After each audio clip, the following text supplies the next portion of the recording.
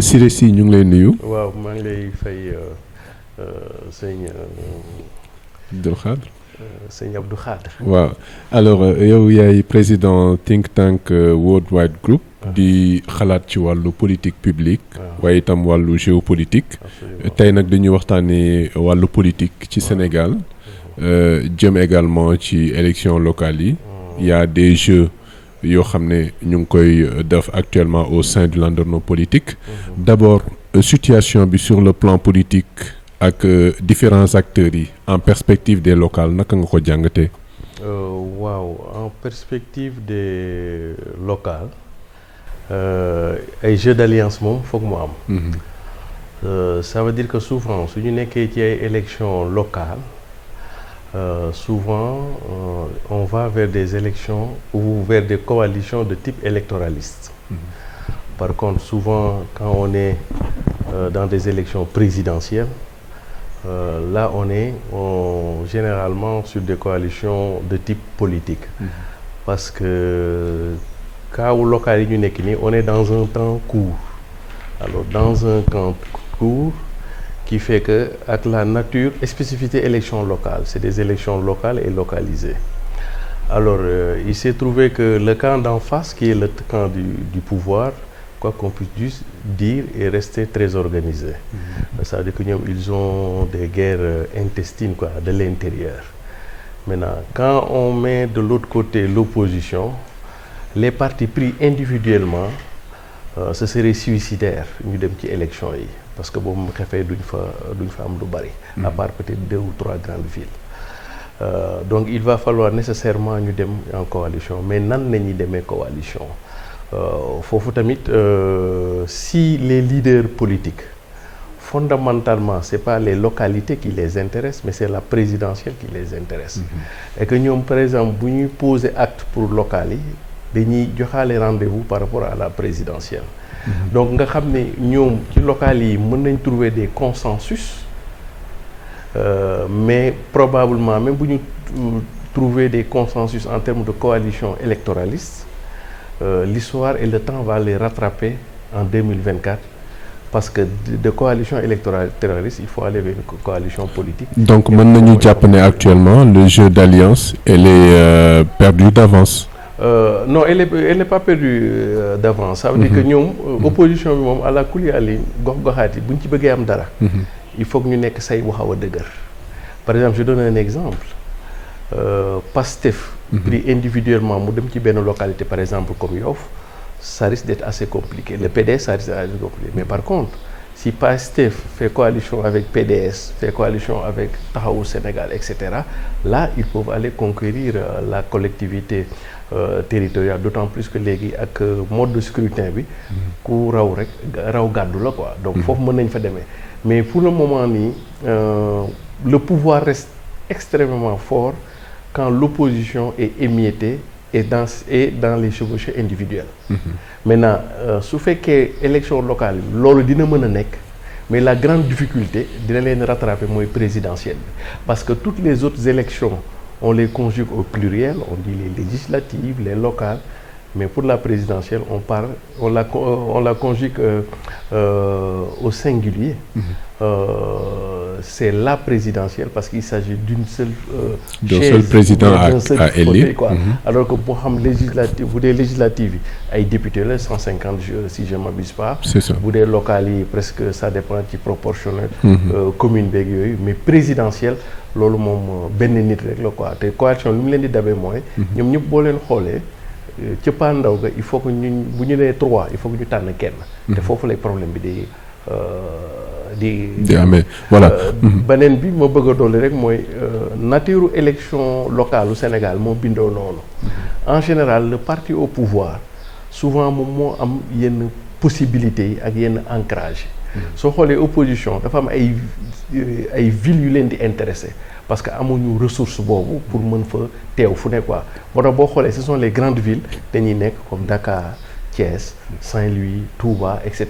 Mais dans l'interland pratiquement les partis au pouvoir en général ñoo ci ëpp faveur donc ñoom il faut que ñu mobiliser seen force dans les villes yi gën a mag yi gën a significatif pour mën a préparer 2024. D'accord wax nga ko sànq ci problème yi nga xam ne peut-être mën na leen rattraper à l'élection présidentielle de 2024 mais est-ce que déjà ak exemple bi nga jël ci coalition bi entre Sonko, Khalifa Sall et Karim Wade qui est en phase d'être une réalité coalition boobu jàppoon ne déjà il y a des problèmes parce que commencé na def ay frustré ku ci mel ni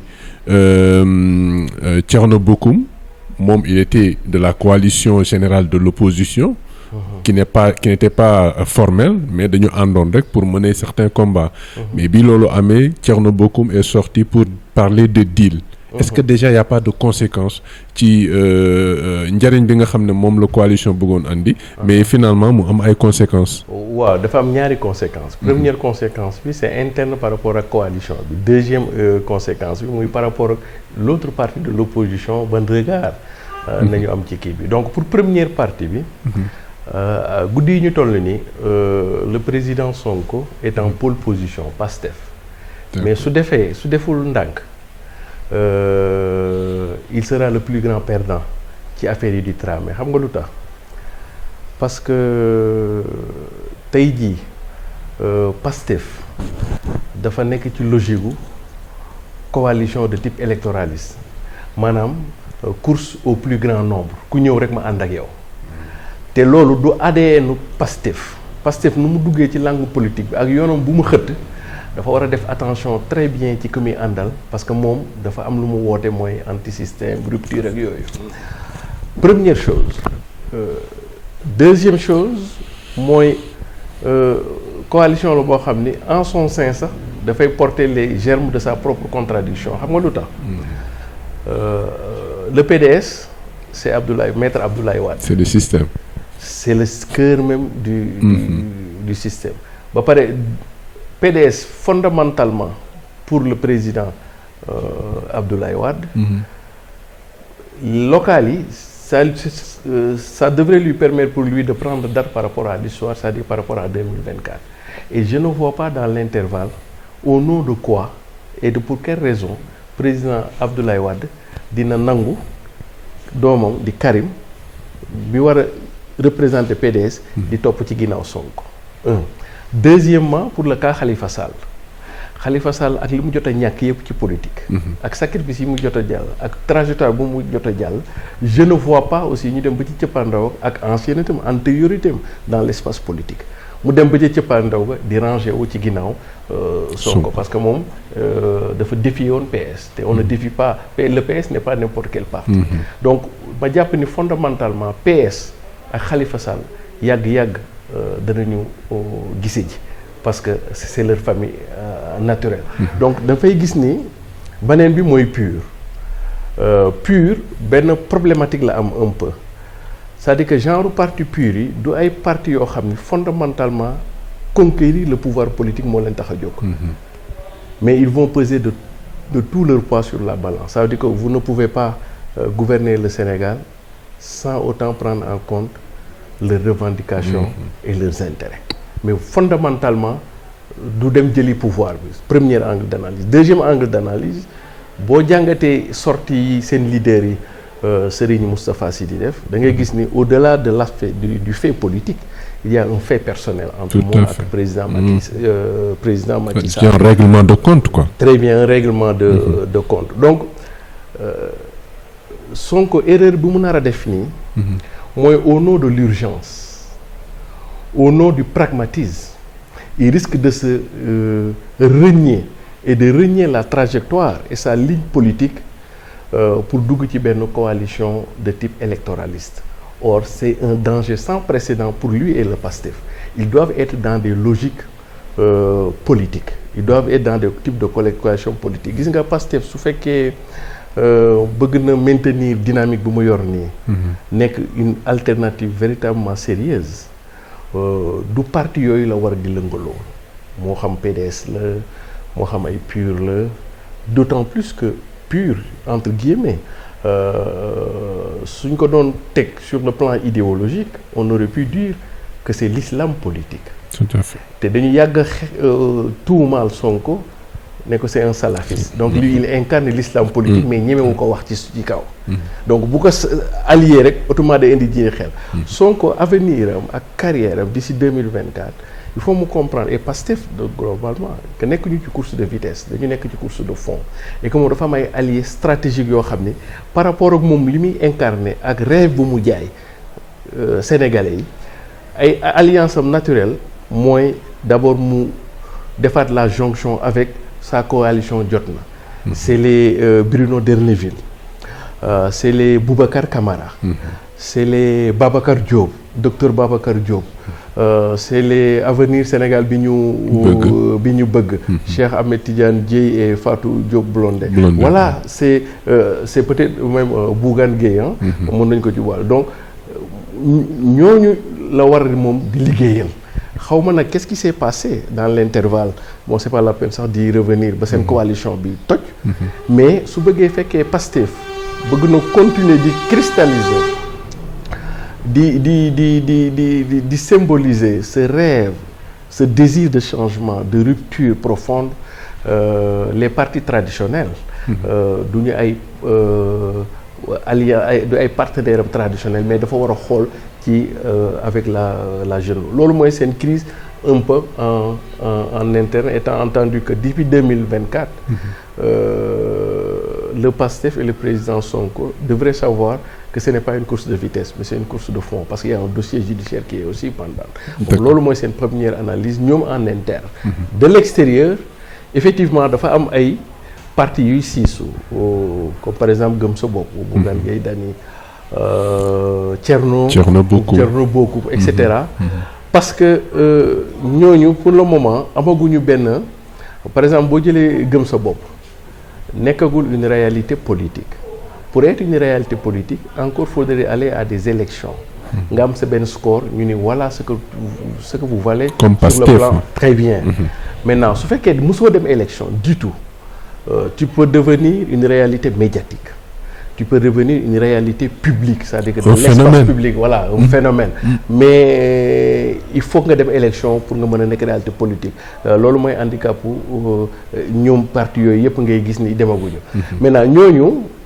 généralement laissés à eux-mêmes du ñu représenter benn poids bu important donc ñoom toujours dañuy bëgg a nekk ci benn dynamique léegi dynamique boobu dafa mel ni comme si dañ leen di beddi teg leen seen ànd fële or comme ñoom amoon nañ benn antécédent boo xam ni tey jii boo xoolee par exemple Thierno Bocoum élection yi passé Idrissa Seck la jàppale donc ñoom dootuñu mën a dugg ci beneen coalition bi ma la njëkkoon wax nii mooy ce qu'on appelle ceux qui posent des véritables alternatives ñoo xam ne mosuñu jegeek affaire gestion yi ils ont toujours été cohérents dans leur démarche et dans leur offre politique mu am ñeneen ñoo xam ne c'était le système du dedans et du dehors du dedans et du dehors maintenant ñooñu noonu mënuñu dugg fële donc à la kuli aline il faut que bu benn affaire taxawee boo xam ni c'est à la fois du dehors et du dedans ñoom bu ñu leen bàyyee fii daanaka dañuy des ginnaaw donc ils risquent de mourir de leur belle mort ou bien de ne pas être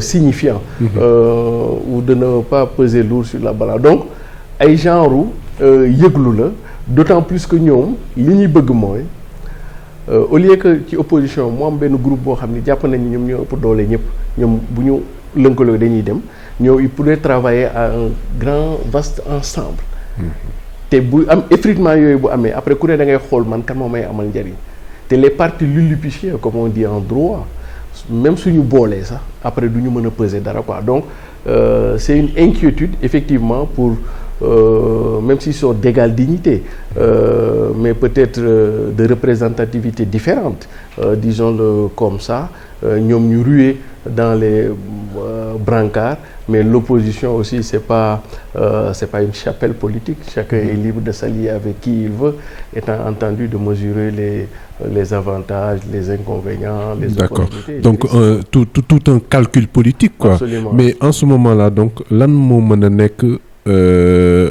réussite bu coalition de ce genre-là devant Benno Bokk Yaakaar qui reste toujours soudé hein. waaw xam nga opposition Sénégal en fait il faut distinguer dans l'opposition ce qu'on pourrait appeler l'opposition radicale et l'opposition apposition ci biir opposition Sénégal. am na ñoo xam ne ñoom c'est la ligne rouge. Bougane, voilà, Sonko, etc. Bon, je dirais plutôt, pour le moment, je dirais plutôt Sonko, je dirais plutôt Boubacar Camara, je dirais plutôt Derneville, je dirais plutôt Avenir Sénégal bi ñu bokk. Babacar Diop, etc. Donc ñooñu, c'est vraiment l'opposition radicale au sens plein du terme. Ñeneen ñi c'est ce que j'appelle l'opposition à position.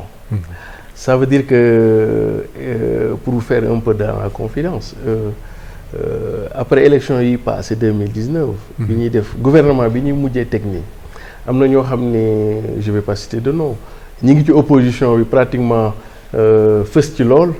Ils étaient à 2 doigts d'entrer dans le gouvernement. Donc c'est quelques déréglages de dernière minute. De Thierno. Voilà. Non, je ne vais pas rentrer dans les noms, mais ils étaient déjà presque dans le gouvernement.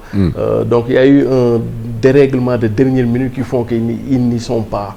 Donc ñooñu fondamentalement ils ne sont pas dans la radicalité.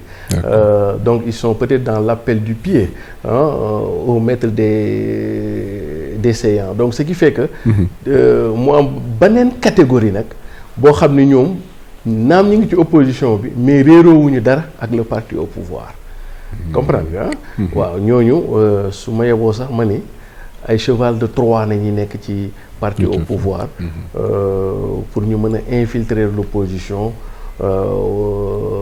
déjà pour def ce qu'on pourrait appeler le travail de veille et le travail d'espionnage. Donc ce qui fait que opposition Sénégal loolu moo tax mu xaw a problématique donc beneen bi tamit li tax opposition bi xaw a problématique mooy ci classe opposition bi dafa am ñoo xam ni ce qui les intéresse c'est le pouvoir. Il y en a d'autres ce qui les intéresse c'est la responsabilité. Or il y a une différence entre le pouvoir et la responsabilité. Le pouvoir c'est dans des postures de jouissance. Ñoom mosoon nañ cee nekk mos nañu génn nañu donc peut-être tàmmoon nañu benn rythme de vie bi. Donc ils vont faire tout pour jéem a duggaat foofu. Maintenant mu am ñeneen ñoo xam ne ils sont dans le principe de responsabilité surtout. Ça veut dire que et c'est généralement ceux qui sont dans l'opposition radicale. Ça veut dire que eux ils veulent changer profondément la marche des choses au-delà de leurs conditions propres et de leurs conditions personnelles. Ils se croient investis d'une mission de redresser le sort du peuple sénégalais, le destin du peuple sénégalais au-delà de leurs individualités et des artefacts même qu'on pourrait appeler du pouvoir. mu amaat aussi beneen catégorie boo xam ni soo xoolee Sénégal ñetti catégorie fondamentalement de politiciens dañu am ou bien d'acteurs politiques si vous voulez. Benn bi c'est les politiciens professionnels mooy ñi ma la wax noonu ñoom fondamentalement ils n'ont plus de conviction politique, ils n'ont que des intérêts politiques. Ça veut dire que eux leur action politique est déterminée par l'exercice du pouvoir ou alors les avantages du pouvoir. Ça veut dire que eux ils ne se voient pas du dehors, ils se voient toujours du dedans. Donc loolu mooy tax ils sont dans le reniement permanent li ñu doon xas démb moom la ñuy nangu tey. Ils sont aussi dans la transhumance comme l'explique le concept. Donc mu am ñooñu nga xam ne ñoom faruñu fenn nguur nañ faral ñoom nguur. Pas ki nekk ci nguur gi de non mais nguur quoi. Le pouvoir en tant que tel. Très bien voilà pare nañ quoi parce que ñoom c'est une idéologie mooy jouissance quoi, le pouvoir quoi, être investi du pouvoir avec tous les attributs du pouvoir le pouvoir c'est pas bana mu am beneen catégorie boo xam ne disons que logiquement on pourrait les appeler des syndicalistes qui sont tombés dans le jeu politique.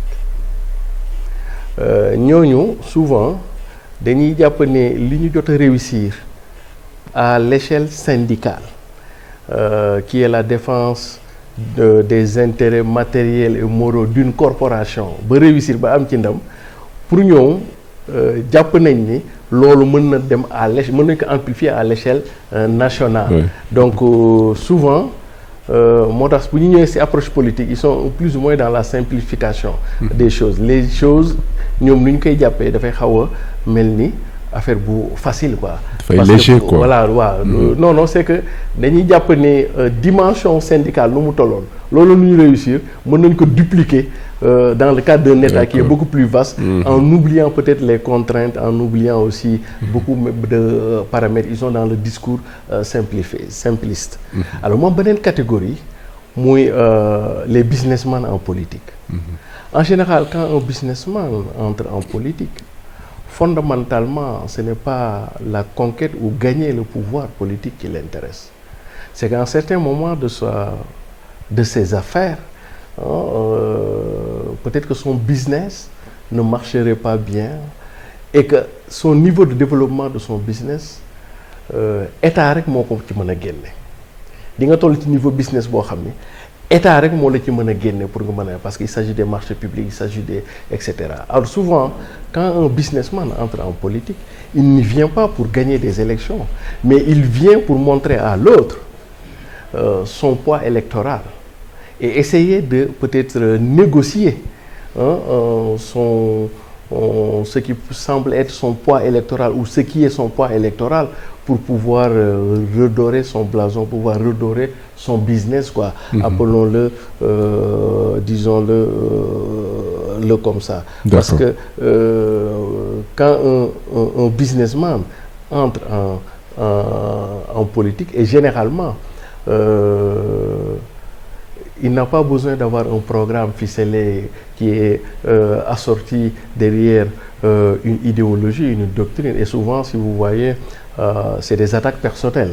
Ça veut dire qu'il a un interlocuteur fixe, qu'il fixe, et avec qui il parle, et il n'y a que lui qui peut régler ses affaires. C'est comme, par exemple, l'autre segment qu'on appelle les chefs religieux. Il n'y a que les pouvoirs qui peuvent régler leurs affaires. C'est pas un homme d'affaires. Alors, ministre, oui. alors, au vu de toutes ces analyses-là, est-ce que mën nañu jàpp ne Benno Bokk Yaakaar va passer facilement? Pas facilement, mais ils ont des chances, excepté peut-être 2 à 3 grandes villes. Ils vont les perdre, ils peuvent les perdre. Touba, effectivement. Et d'ailleurs, je vous mets même dans la confidence. Président Macky Sall moom génne na boppam génne na xelam léegi ci Touba quoi, malgré les milliards qu'il a investi là-bas moom xam na ni jàpp na ni léegi intégré na léegi ne Touba c'est une citadelle imprenable quoi, parce qu'une partie de Touba, surtout les gens d'un certain âge, ils sont restés fidèles au président Abdoulaye Wade. La jeunesse sont maintenant devenus pro-Sonko. Donc ce qui fait que Touba, ça risque d'être Dakar, je ne vois pas le parti au pouvoir perdre Dakar, quoi qu'on puisse dire. Je ne vois pas. Au contraire, il y aura une guerre intestine. Dakar, ni ma ko xalaatee mooy dafa mel ni comme si président Macky Sall choix am Abdoulaye Diouf Sarr la woon, mais avec ce qui s'est passé ak affaire Covid bi ak affaire terre ou aéroport yeeg yooyu, il nous a semblé que le président a changé d'homme pour Dakar, pour faire peut-être Amadou Ba revenir Amadou Ba, qui a déjà fait ses preuves à partir de l'élection passée. Maintenant Dakar, problématique ñoom mooy Dakar, souvent le parti au pouvoir dafay am candidat, mais la collectivité lébou, la collectivité de Dakar, qui dépasse même la collectivité lébou, c'est-à-dire que les Dakarois ou les Dakariens, appelez-les comme ça, mais la collectivité lébou moom day am candidat. Les collectivités lébou, si ñu ma jàppee ni ñuy dawal, ñoom seen candidat c'est peut-être Alioune Ndoye. Donc il va falloir essayer de voir entre le candidat du régime, qui semble être Amadou Ba, après qu'Abdoulaye Diouf Sarr a été lâché pour une raison, et le candidat de la collectivité lébou. Et peut-être il y aurait des marchandages entre le pouvoir. Et Khalifa Sall alors? Khalifa Sall non, parce que du point de vue du droit, il lui sera extrêmement compliqué de présenter sa candidature parce qu'il est sous le coup de la loi. Encore faudrait-il que le président les gracies, les amnisties, etc. Donc Dakar est parti pour être un gentleman arrangement entre la communauté lébou et d'ailleurs et le parti, le régime en place. Si on sait que Aliou Ndoye PS la bokk. PS quoi qu'on puisse dire mi ngi ci Benno Siggil Sénégal et que c'est comme dans la grande coalition certainement des arrangements pourront être trouvés. Beneen bi mooy le cas de Ziguinchor. Le cas de Ziguinchor, il nous a semblé que Abdoulaye Baldé est imbattable là-bas parce que boo xoolee pouvoir en place et d'ailleurs ce qui est un peu paradoxal parce que UCS de Abdoulaye Baldé ci coalition bi la bokk. Mais malgré li muy bokk ci coalition bi yëpp ñoom waa APR jëm nañ ko xeex Ziguinchor samp nañ fa Benoît Sambou il a été laminé ñu samp fa Doudou Ka il a été laminé Aïssatou la journaliste la DRTS comment elle s'appelait Angélique voilà Marie-Angélique Manga la mayonnaise Aminata Angélique Manga la mayonnaise n'a pas pris ñoom ñoo ñëpp boole woon nañu bokk benn say ils peuvent pas gagner kii donc le parti le régime en place s'est rendu compte effectivement que Ziguinchor reste la citadelle imprenable de l'UCS et d'Abdoulaye Baldé donc foofu peut-être que. Et Sonko pourrait changer les choses peut-être. Ce serait une erreur catastrophique pour Sonko d'aller se présenter à Ziguinchor parce qu'il risque d'être battu à Ziguinchor. Et Sonko, s'il est battu dans des élections locales, ça peut lui freiner le destin présidentiel qui s'annonce pour lui. Ça veut dire qu'aujourd'hui, lui, de par son niveau de jeu, il n'est bon que pour l'élection présidentielle. Il faut qu'ils amènent ses lieutenants dans les localités. Et de toute manière, s'il commettait l'erreur ou l'imprudence d'aller à Ziguinchor, il risque d'être battu par Abdoulaye Baldé UCS qui reste extrêmement sérieux. Donc, ce qui fait que dans l'intervalle, les partis qui sont dans la coalition de Benno Bokk Yakaar ou Siggil Sénégal, je ne sais même pas comment on l'appelle maintenant, où l'autre parti est fort, comme par exemple Ziguinchor, ils vont investir peut-être Abdoulaye Baldé. Mais là où le défi va se poser pour le parti au pouvoir, c'est est-ce qu'enfin, ils vont donner la possibilité à leurs jeunes loups aux dents longues. Xam nga boo xoolee APR. Fondamentalement, c'est APR qui dicte la loi dans la coalition majoritaire. APR dañu am benn genre crise générationnelle. Dafa am ñoo xam ne ay doyen nañ ay mag nañ depuis président Macky Sall ñëw au pouvoir ñoom ñooy dawal.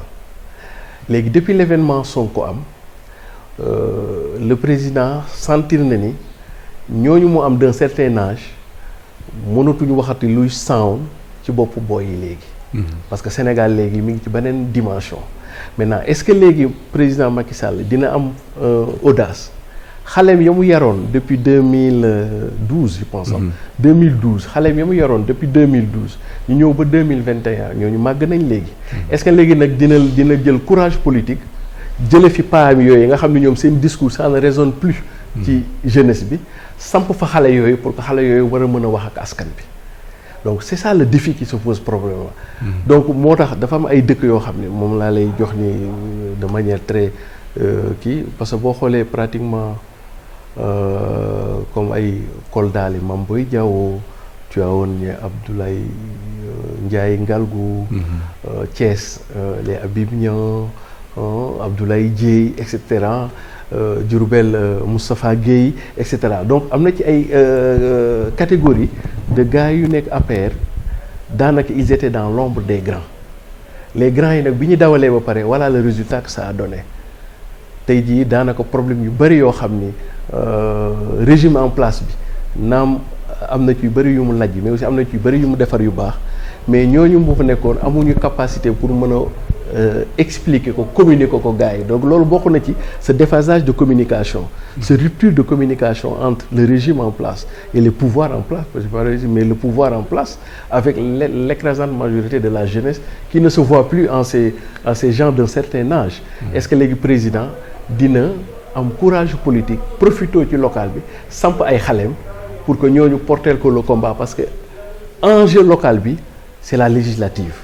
Parce que président Macky Sall ou bien au-delà du président Macky Sall le régime en place su perdre la majeure partie des localités il risque d'être minoritaire au niveau de l'Assemblée nationale. Parce que bu ñu jógee ci lii rek assemblée nañu soxla. Tout à fait. te président bis bu demee ba amatul majorité majorité à l'Assemblée. Parlementaire, oui. li daloon Niger moo ñuy dal. Les 2 ans qui lui restent, ce sera des 2 ans d'instabilité gouvernementale. Ça veut dire que lu mu tëgg bu ñuy assemblée gars yi yàq ko donc dañuy nekk ci benn genre blocus dëkk bi mooy bloqué wu. donc boo gisee président Macky Sall di dugg ci élection yi di ci jàpp ak yooyu. du local yi moo ko intéressé mais assemblée nationale moo ko intéressé. parce que assemblée nationale fa ñuy tëggee loi yi. te moom bis bu majorité assemblée nationale yi mu war a àggale chantier mi yëpp.